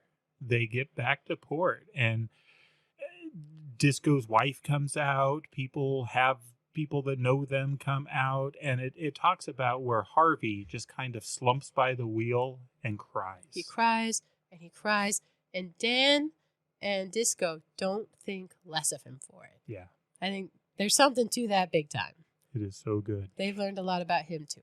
So he's on shore now. They're back to shore, which means they're in the world of telegraphs. They're in the world of communication. And the next chapter, the whole scene changes and it moves over to Harvey's dad. It's devastating. I mean, it's been months. They think Harvey, their only son, only child, died on this liner. He fell over and he's gone.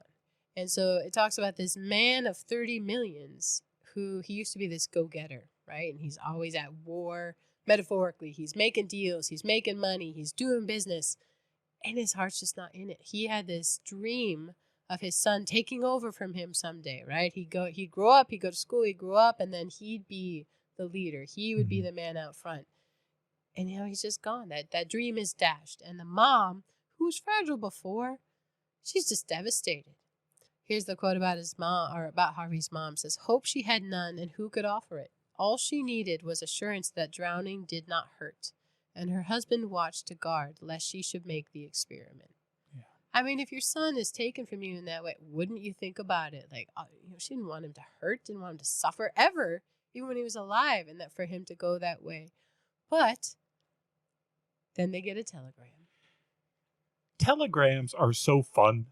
I wish we kind of still had them, because how do you cram information when you're paying by the word? I don't know. I guess that's maybe a little like, is Instagram like that, or Twitter? I don't know. I don't do. It's like having a character limit. You get like 50 characters to communicate that you're safe and well and where you're at. Love you, bye. Yeah, how could you pack all that in? Well, here's how he does. So this is the telegram that this multimillionaire receives. Picked up by fishing schooner, we're here, having fallen off boat, great times on banks fishing, all well, waiting Gloucester Mass, care disco troop for money or orders wire, what shall do, and how is mama, Harvey and Cheyne. It's a little overwhelming. I had to read it a couple times. Yeah. Because there's no punctuation or anything. Telegrams, no, nothing. What does this mean? What? It means he's safe. His father knows what this means. And I find this fascinating because there's this whole cultural shift that happens in the book. Up to this point, it's been all about the sea and all about these simple fishermen, but who are skilled and brilliant in their own way and their relationships and the work they do. I hadn't really thought over the course of this book much about Harvey's dad. He was just kind of the absentee father. But here we realize this man is a titan of the railroad business and a dozen other businesses besides. He is a self-made multi-millionaire. You don't get that by being lazy, by being stupid, by being weak. He's none of those things. This man is a force of nature in his own right. And now his son is alive. And so this man who dominates the railroad scene in America and all these other industries, all of a sudden he has something he wants to do.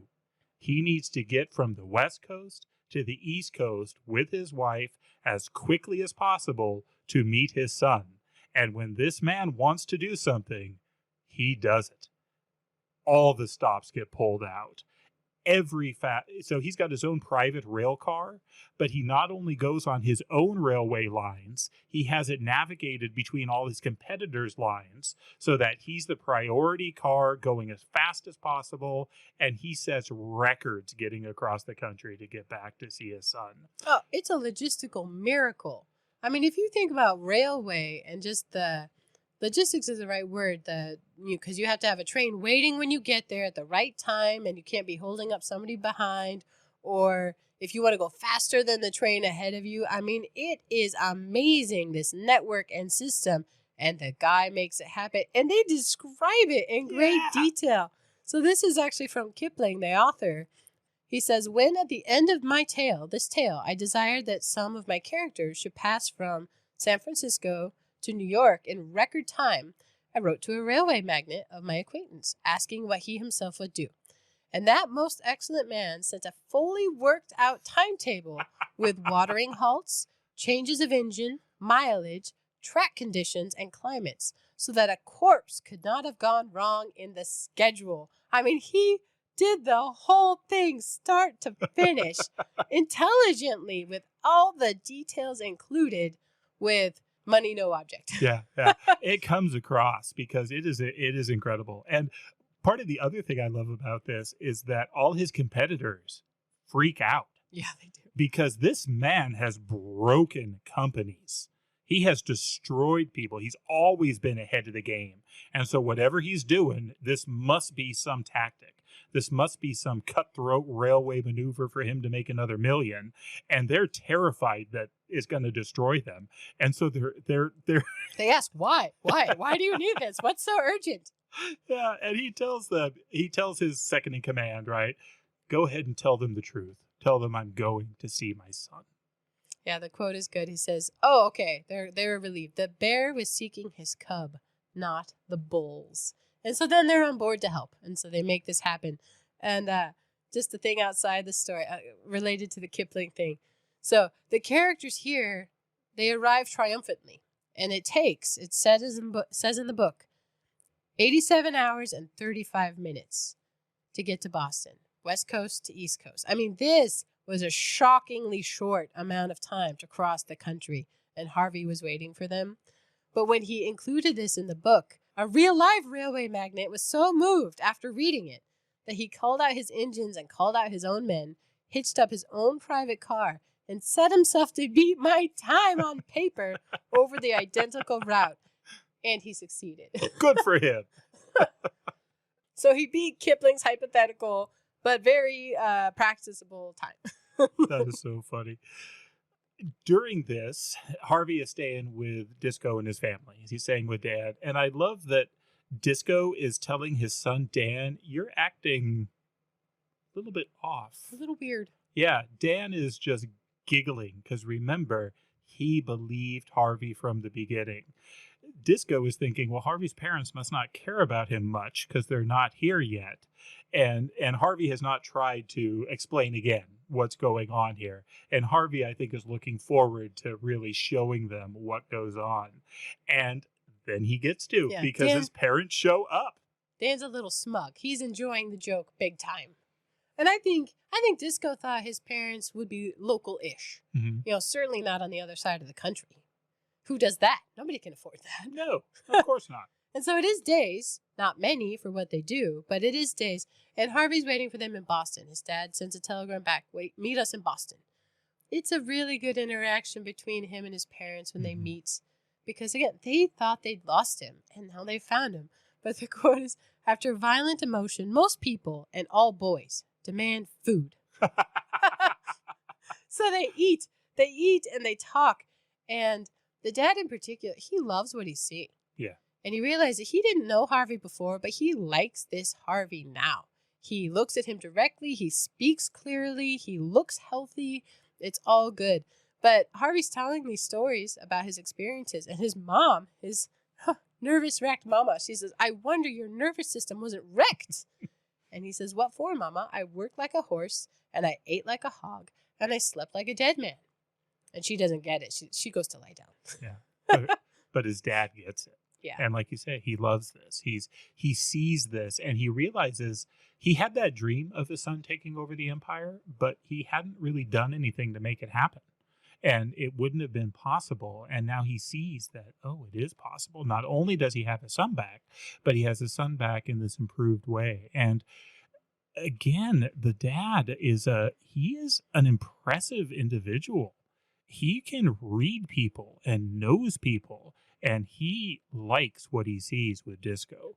It talks about how he owes him so much gratitude, so much thanks, but he also knew right off the bat that this was not a man that money was the answer, that he'd be offended to try and give him money. So his dad has this whole conversation with him, and he doesn't talk about money. He doesn't talk about what can I give you. He talks with Disco about Dan. When he first meets Disco, though, Dan goes to the rest of the crew. He goes and finds Long Jack and Manuel. Come here, you got to see this. Come and see Dad mistook in his judgments. Yes. So they are all there for the moment when Disco gets a little floored, more than a little floored, but he owns it. And he does. He talks to Harvey Sr. about Dan and really about those opportunities for Dan on the ocean. Because Dan does love the ocean, but like you said, he liked progress. He liked the idea. And turns out Harvey Sr.'s not just into railroads, he's into shipping as well. He's into everything. And in the shipping, he talks about tea. He ships tea across the Pacific. He's got these massive ships, and he's got a spot for a guy like Dan. He's got somebody for him to train under, and basically Dan's career is set at this point. This is the gift that Harvey Sr. can give to the Troup family. The mom does not like fishing. It turns out most of these women who have lost so many people in their family to the sea is not a huge fan of the fishing trade. She understands it. It's what has to happen. It's how they pay their bills. It's how they eat. But when all of a sudden this opportunity comes for him to get out of the fishing trade but stay on the sea, even his mom is into it. Harvey Sr. gets asked, so it's just there and back? And he's like, yep, there and back. And no like stopping or twiddling around. He's like, no, I pay a bonus if they do it faster. And so it's not only a bigger kind of greater ocean voyage, which Dan certainly is going to like, it's also a safer one, which his mom would like. Harvey Sr. introduces us to Disco, and Disco says, sometimes I mistook my judgments now. His confidence is a little rattled. Let's go ask the missus, right? And that's where we meet Dan's mom. Well, that's not true. She was meeting at the boat, but this is the first interaction with her as a conversation. And I like how these women are described at the end, because she's not the only one, but describing Dan's mom, it says, there sat a woman with the dim eyes of those who look long to see for the return of their beloved. And she tells Harvey Sr., I don't like the ocean. I don't like the sea. It took my father, my eldest brother, 2 nephews, and my second sister's man. Would you care for anyone that took all those? I mean, these are women who their job is to wait at home and hope that their loved ones come back. And they don't always. We didn't mention that when the We're Here came back into port, Disco kind of stopped for a moment. It's like, oh, I almost forgot. Lower the flag. Yeah. The flag needs to go to half-mast because they lost Otto. We never knew Otto, but even this successful first back, incredibly skilled captain, even this ship lost somebody. Yep. And so they had to come back in with the flag at half-mast. So I do like that the women get a nod here at the end, because Dan's mom is on board because Dan loves the sea. And this is a great opportunity. And she's not going to take it from them, but she's going to be that woman who's always looking out for the return of her beloved. Yeah. It's hard. That's hard. From there, the Harveys. The Harveys spend more time together. They do. And the dad tells his son his own story. Yes. Which is really cool. It starts out with as a kinless boy turned loose in Texas. He tells his story of being a self-made man and how he did it. And, quote, the faith that never deserted him even when he hung on the ragged edge of despair. And Harvey listens breathless. I mean, he loves this story. And at the end, he says, it's just the greatest thing that ever was. He now has his father's story and loves it. It's not of the sea, but he does love the story and the work he put in. And that is really great. There's respect and love there now. Yeah. And they kind of have a little negotiation about, okay, you've been through this. You're, 15, 16 now. What's your life going to look like? What do you want? And his dad is really honest with him and feels like he can be honest with him here. He says, look, I've made millions. If you want to just be comfortable, that can happen. You can have your thousands every year. You can just go about life doing whatever you want to do with no real burdens or anything on you. That's a possibility. I mean, that's what your mom wants you to do. That's something that can happen. Or kind of, do you want in? Do you want to be part of what I've built? And Harvey is fairly clear. He says, I really have no interest in railroads. I've got no interest in the stuff on the land, but I am interested in the sea now. And I do want to be a part of what you've done. And it's so cool because his dad, during this whole time here, treats it as a vacation. But his vacation is very different from the way I vacation. He learns about the industry. He goes in and learns everything there is to know. And you see where Harvey gets his smarts, why he's so smart, because his dad just goes with this. And they come up to this deal where Harvey agrees that, all right, I will go to school. I will learn. and I will come out and I will do it, but here's kind of what I want. And they have this negotiation.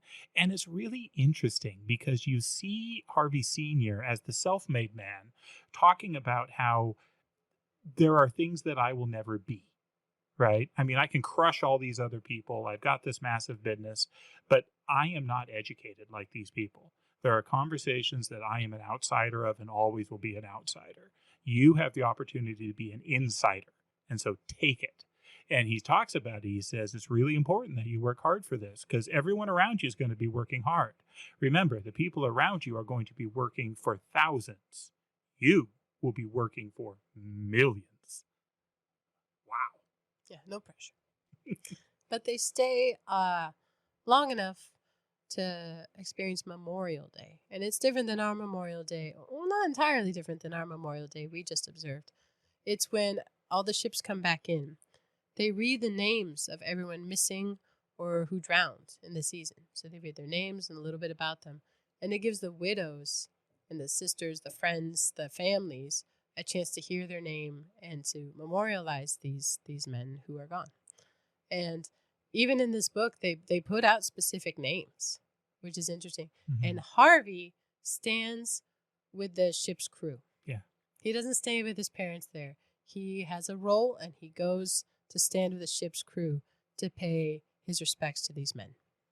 I do enjoy, too, how much fun Harvey has, though, with the crew kind of before that. So he takes them on board his private train car, and they are feasted and feted. And, I mean, there's a scene where, like, Long Jack realizes, oh, all those stories he told, they were about him. I think he asked the mom, did he have 4 ponies and a cart? Because that was just so ridiculous. Because that was a crazy story. Oh, yeah. The mom wants Manuel to be like her manservant because he's so polite he's so when they're eating there. And I think around this time, too, the cook, again, second sight, fascinating man, he's been talking about this master and man thing. And so he basically latches on to Harvey as a manservant. So all this is going on while they're waiting for this memorial service to happen. Yeah, and the mom's interesting because before the service, she actually goes on board the We're Here. And she kind of sanctifies this ship. I mean, it is a man's space. That's where they are. But this woman, and she's interested in all of it. She wants to thank them. She wants to thank Manuel, right? He pulled her son from the ocean. And she's interested in everything. She wants to see Harvey's bunk. She wants to see where he ate. She wants to see it all. And the crew loves this. Yeah. They love having a woman on board and interested in them. And then she's able to host for them and theirs. And it is a very sweet thing. But she's upset a little bit at Harvey's changes because he has outgrown the safety and protection of a loving mama in that way. And so Dan's mom cares for her because she has already been the one waiting, looking out to sea. And I think there's some lessons for his mom in that as well. That's not really the point of this chapter, but it's definitely a piece of the story. Yeah, I think the other kind of moment that Harvey's mom gets is she's the one who drives the charity. So when people ask Harvey Sr. for money, he points them to his wife. And for example, she wants to pay Manuel back. She wants to reward him handsomely for saving her son. Manuel's got no need of money. He doesn't want it. He doesn't know what to do with it. That's just not his life. So he walks her down to the Catholic Church and says they can use it. And she does. And she ends up bestowing all sorts of stuff on that. And so we have some of the millions that the Cheyne family has gets invested in some of these good causes. After the festival, the We're Here has to go back to work. And so they sail away, but without Harvey. There's then kind of this gap in time. And we see 2 young adults, no longer teenagers. It's Dan and it's Harvey, and they're riding horses. They're clearly in their training, and they're meeting up again, and they're talking to each other like brothers, like old friends. And things have moved on. They have progressed in their careers, and they meet up again with their old friend, the cook, who once again says, master and man. Because by now, that is the situation between the 2 of them. Yeah, and that's how it ends. So a really good story. But I will say, we grew up with the movie. It came out in, I think, 1937. Correct. With Spencer Tracy. And it's even better. And Lionel Barrymore. Yeah. And Mickey Rooney. Young. So young. He's Dan. He's Dan. And he's awesome. So we won't spend as long on the movie, but I just want people to know that it's out there because it's really good. There is a newer one that I just watched recently that holds pretty close to the book version here. There's more relationship with Dan and Harvey. The older one, it's black and white. It's really good. So instead of the relationship with Dan and Disco, I mean, that's still there, but it's a lot more a relationship between Harvey and Manuel. Manuel is the main character and, the pairing to Harvey, and they have this development, and Manuel sings and he teaches Harvey about why he loves the sea and why he loves to fish and about how, he's this great fisherman, but his father was an even greater fisherman and they fish in heaven, and it's beautiful. I'll just say briefly, a couple things I loved about it. They spend more time setting up how awful Harvey is. You get to see him in school. You get to see him manipulating. His friends are not really friends. He's a terrible kid. I mean, you hate him 5 minutes into this movie. But then they do such a good job of his conversion. But it's not as sudden as it is in the book. It takes a long time. He has to learn and kind of come into his own. And it's really real done. Manuel is such a fantastic character. So many of his lines and just the way he portrays himself are touching in ways that you just got to watch it to see. There are some sad turns in this movie that I'm not going to give away, but you will cry. And I have to say, I watched this movie earlier this week, kind of preparing for this. It wrecked me. But it's so good. Yes, but I was in tears through the whole thing. It was just so moving. Well, you said you just cry now. So. I do. No argument here. Yeah, so. Harvey's a lot slower to apologize in the version of the movie. In the book, it's actually pretty prompt. Mm-hmm. Dan helps him toward it, and there's less interaction with Dan in the movie. His relationship with Manuel and Manuel's songs get stuck in my head, and it is heartwarming and delightful. So, highly recommend. Gotta say, so. Highly recommend. I agree. Okay, the other thing I know about this story, and we'll wrap up with this, is one of my favorites, Teddy Roosevelt, called it out specifically. So he wrote an essay called The American Boy in 1900. Have you read this ever? No. I hadn't either, but I found it, and it's kind of awesome. So I just picked out pieces of it because it's Teddy. It's very wordy. Here's the part about Captain's Courageous I think is relevant. So he's talking about what we can expect of an American boy. He says, of course, what we have a right to expect of the American boy is that he shall turn out to be a good American man. Now, the chances are strong that he won't be much of a man unless he is a good deal of a boy. Kipling's story, Captain's Courageous, describes in the liveliest way just what a boy should be and do. He must work hard and play hard. He must be clean-minded and clean-lived, and able to hold his own under all circumstances and against all comers. A boy needs both physical and moral courage. Neither can take the place of the other. In short, in life, as in a football game, the principle to follow is hit the line hard, don't foul, don't shirk, but hit the line hard. Thanks, Teddy. And with that, we'll turn the page, and we hope you join us for the next chapter. Hey, thank you so much for listening. If you're willing, please take a moment to give us a 5-star rating wherever you listen to this podcast. And we would love it if you'd like and follow us on our Facebook page. But best of all, if you enjoy an episode, please share it with a friend. Writing reviews and sharing with others are a pivotal part of the algorithm wizardry that lets other people know about our podcast. Thank you.